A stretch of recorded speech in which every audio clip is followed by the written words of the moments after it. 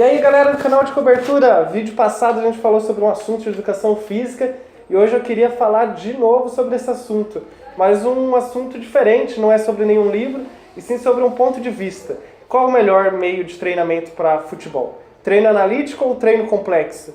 Espero que vocês gostem do vídeo, então vamos começar!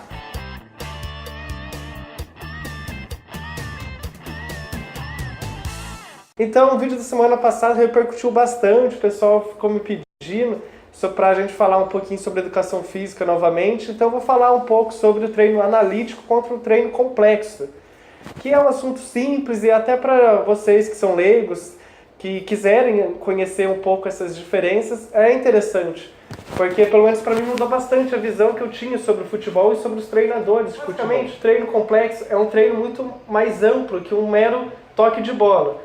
Por exemplo, você quer treinar a posse de bola de uma equipe, seria o treino de bobinho, que é uma coisa lúdica, mas são situações que acontecem no jogo, que sempre vai ter um ou outro querendo ir atrás da bola. Enquanto o treino analítico seria uma divisão das partes, ou seja, você ensinaria o seu aluno a tocar bola, colocando um do lado do outro para eles tocarem. Mas isso dificilmente acontece no jogo. Um jogador está livre 100% e vai tocar a bola e não tem ninguém para pegar a bola. Então, esse é o meu questionamento sobre o treino analítico. Acho ele muito importante para as fases iniciais, quando a pessoa não tem base, ou quando não tem um conhecimento sobre futebol, ou como jogar futebol. Um exemplo disso é escolinhas de crianças de 5, 6 anos. É claro que é melhor ensinar por partes, porque a criança não sabe ainda como tocar, mas logo em seguida já tem que desenvolver esse método complexo. E aqui no Brasil a gente tem muito essa cultura de desvalorizar esse treinamento complexo. Eu tenho até um professor que dava aula para mim na faculdade, o professor Bruno, ele falava a dificuldade que acontecia em dar um treino complexo numa escolinha de futebol, que seja para as crianças. Porque um treino complexo seria um jogo de bobinho, um jogo que umas reações reais do jogo, né, como um chute a gol, mas tendo goleiro e tendo um defensor, não mero pega a bola e chuta. Então os pais questionavam até o professor e falavam, pô, mas isso ele faz na rua. Então, por isso que antigamente a gente jogava melhor. Aí tem até um dado, fatos que relatam isso, né? Que quando a gente jogava na rua, muitos autores afirmam isso, na verdade, né? Eles afirmam que quando a gente jogava na rua, no terrão do Corinthians, por exemplo, a gente sabia desenvolver mais essa arte da criatividade. E quando começou a ficar sistêmico, o Brasil e os jogadores brasileiros começaram a ficar meio burocratizados, né? É o que acontece hoje em dia. Hoje em dia só tem um jogador bem driblador aqui no Brasil, que seria o Neymar. Os outros são grandes jogadores, como Felipe Coutinho, Firmino, Gabriel Jesus, mas são jogadores meramente europeus. Eles parecem jogadores europeus, eles não têm aquele drible, o diferencial, né? E muitos autores afirmam isso, que foi quando o Brasil parou de investir no método complexo, sem ele saber, que ele nunca pensou em fazer um treinamento complexo, mas a situação da vida do brasileiro era, assim, uma situação de futebol de rua, ou seja, mais perto da realidade do jogo, do que acontece hoje nas escolinhas, que é meramente um treino técnico. Vamos tocar bola? Fica tocando bola na parede. Chuta a bola? Fica chutando bola. Porque isso no jogo não acontece. Basicamente, o treino analítico, ele separa por partes o que quer ser treinado. Chute a gol, vai ser treinado só isso. Passe de bola, vai ser treinado só isso. Cabeçada, vai ser treinado só isso.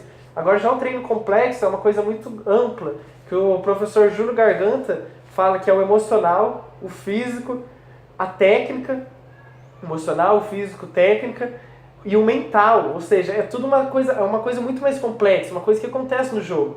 A gente até fala, né, que tem jogador que às vezes acorda inspirado, mas é por causa disso. O jogador não é um mero robô, que é meramente uma questão técnica. Senão o Cristiano Ronaldo, o Messi faria gol todo jogo. Sempre eles fazem, mas não é sempre. Então tem muito isso. Na minha opinião, o treinamento complexo engloba muito mais, é muito mais difícil ser trabalhado, mas é muito mais prazeroso quando você vê seus atletas desenvolvendo isso. O próprio Barcelona, o Guardiola, ele faz um treino complexo, porque ele faz o bobinho. Todas as situações de futebol acontecem no treinamento do Barcelona. Um técnico que faz bastante isso também é o Mourinho, que é muito criticado por valorizar a defesa, mas ele faz o treinamento físico dele com bola, para os atletas se adaptarem ao jogo, porque eles não usarão só o físico na hora do jogo, eles usarão o físico e a bola. Então não adianta ele saber correr 1000 metros, 1000 metros foi muito, né? Correr 100 metros muito bem, mas sem a bola ele não consegue correr.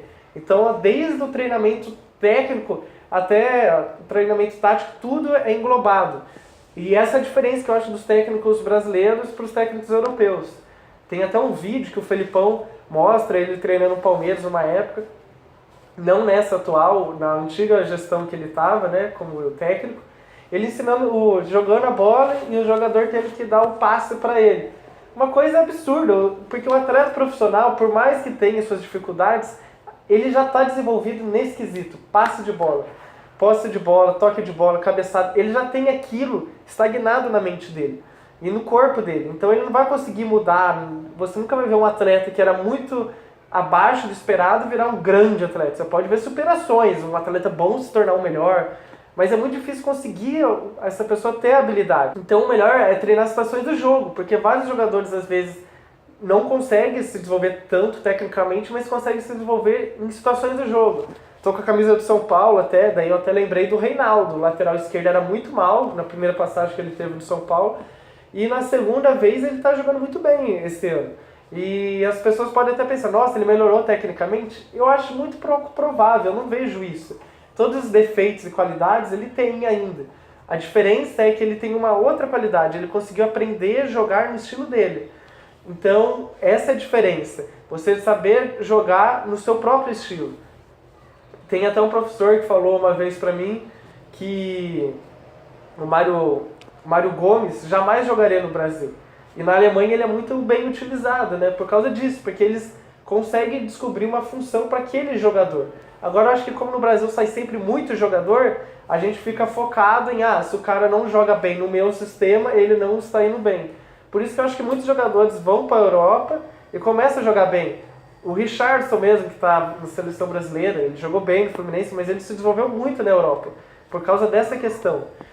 Então eu queria falar sobre esse treinamento, eu queria que vocês dessem a sua opinião, se você acha melhor, pior, treinamento técnico, mais analítico ou mais complexo. Espero que vocês tenham entendido. Eu estou fazendo esse vídeo porque eu senti uma dificuldade na hora de procurar esses assuntos na internet. Lembrando que eu não sou nenhum especialista dessa área especificamente, mas eu tenho um pouco de conhecimento, então eu estou jogando um assunto mais abrangente para vocês irem na procura. Se vocês querem uma dica, procurem bastante os livros do Júlio Garganta e artigo científico, que ele fala muito sobre esse tipo de treinamento. Espero ter ajudado vocês em alguma coisa, que vocês tenham gostado do vídeo. E semana que vem a gente está de volta. Valeu, gente. Até mais.